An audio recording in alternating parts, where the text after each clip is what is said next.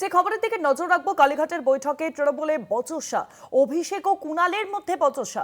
গতকাল যে বৈঠক হয় তৃণমূল সুপ্রিমো মমতা বন্দ্যোপাধ্যায় কালীঘাটের বসভবনে, সেখানেই অভিষেক বন্দ্যোপাধ্যায় ও কুণাল ঘোষের মধ্যে বচসা বাঁধে। মমতার সামনেই কুণাল অভিষেকের বাদানুবাদ।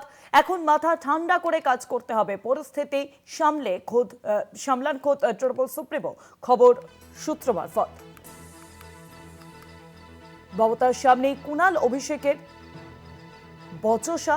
ইতিমধ্যে আপনাদেরকে জানিয়ে রাখবো যে অভিষেক বন্দ্যোপাধ্যায়ের বিরুদ্ধেই কিন্তু যারা বিদ্রোহী হচ্ছেন, তারা অভিযোগ তুলছেন তার জন্যই দলের এই ভরাডুবি, বা তিনি যে কর্পোরেট স্টাইলে দল চালানোর চেষ্টা করছেন তার ঔদ্ধত্য, একাধিক অভাব অভিযোগ আমরা দেখছি সামনে আসছে। কল্যাণ বন্দ্যোপাধ্যায় তিনি অভিযোগ করেছিলেন, যদিও পরবর্তী ক্ষেত্রে অভিষেক বন্দ্যোপাধ্যায় তিনি বলেন যে কল্যাণ বন্দ্যোপাধ্যায় তিনি আমার বাবার মতো হন এবং তার অধিকার রয়েছে আমাকে কটু কথা বলার। এবং পরবর্তী ক্ষেত্রে আমরা দেখলাম যে কল্যাণ বন্দ্যোপাধ্যায় তিনিও কার্যত সুনরম করেছেন।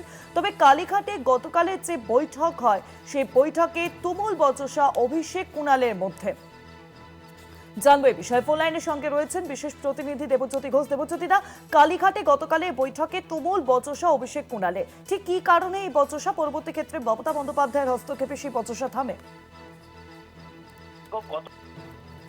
তৃণমূল কংগ্রেসের যে গোয়ালে গন্ডগোল চলছে তা গতকাল নতুন রূপ পেয়েছে। কারণ ইতিমধ্যেই গতকাল বৈঠকে সুদীপ বন্দ্যোপাধ্যায় গড়হাজির ছিলেন।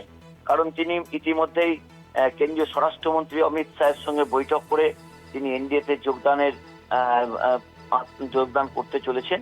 এবং সেই জায়গাতে গত কয়েকদিন ধরে যে জল্পনা চলছিল তা নিয়েই কিন্তু ঘটনার সূত্রপাত।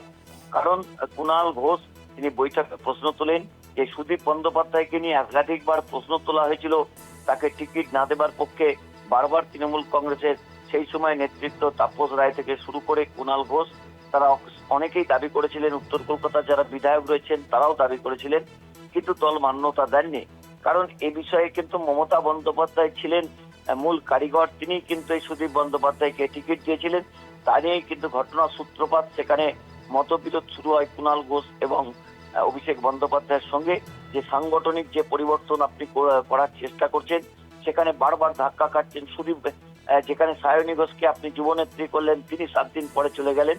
দলের যদি আপনার কনফিডেন্সের নেতৃত্ব না থাকে, তা নিয়ে কিন্তু কুণাল ঘোষ প্রশ্ন তুলেছিলেন। তার নিয়ে দুজনের মধ্যে বাগবিতণ্ডা হয়। মমতা বন্দ্যোপাধ্যায় মাঝখানে মধ্যস্থতা করেন এবং বিষয়টি সেখানেই মেটে। অর্থাৎ তৃণমূল কংগ্রেসের অভ্যন্তরে যে ঝগড়াঝাটি বা কোন দল বলছে তার দিনের আলোর মতো পরিষ্কার। তৃণমূল কংগ্রেসের নেত্রী মমতা বন্দ্যোপাধ্যায়ের কাছে এই ভোটের ফল বেরোনোর আগে পর্যন্ত বহু নেতা নেত্রীদের দেখা যেত। আজকে তৃণমূল নেত্রী মমতা বন্দ্যোপাধ্যায় এবং অভিষেক বন্দ্যোপাধ্যায় কার্যত একা হয়ে গেছেন। সেই সময় তার পাশে কুণাল ঘোষ, সৌগত রায় থেকে শুরু করে পুরনো কয়েকজন নেতা রয়েছেন। কিন্তু কল্যাণ বন্দ্যোপাধ্যায় গত কয়েকদিন ধরেই কিন্তু তিনি দূরত্ব বাড়াচ্ছেন। তার যে এনডিএতে জায়গা হবে না তা কিন্তু দিনের আলোর মতো পরিষ্কার হয়ে গেছে। কারণ এনডিএর যারা সাংসদ রয়েছেন তারাই কল্যাণ বন্দ্যোপাধ্যায়কে নিয়ে প্রশ্ন তুলেছেন। সেই জায়গাতে তৃণমূল কংগ্রেসের যে গোষ্ঠী কন্দল তা দিনের আলোর মতো পরিষ্কার। আগামী সপ্তাহে তৃণমূল কংগ্রেসের কাছে আরো একটা বড় অঘটন ঘটতে চলেছে। তবে তৃণমূল নেত্রী মমতা বন্দ্যোপাধ্যায় ও অভিষেক বন্দ্যোপাধ্যায় সে বিষয়ে কতটা তারা হস্তক্ষেপ করছেন তা কিন্তু এখনো পর্যন্ত জানা যাচ্ছে না। কারণ ইতিমধ্যে তৃণমূল কংগ্রেসের যে বিক্ষুব্ধ গোষ্ঠী রয়েছে তারা কিন্তু তৃণমূল কংগ্রেসের সিম্বল এবং নাম তারা কিন্তু ব্যবহার করার জন্যই জাতীয় নির্বাচন কমিশনের কাছে যাবার প্রস্তুতি শুরু করেছেন।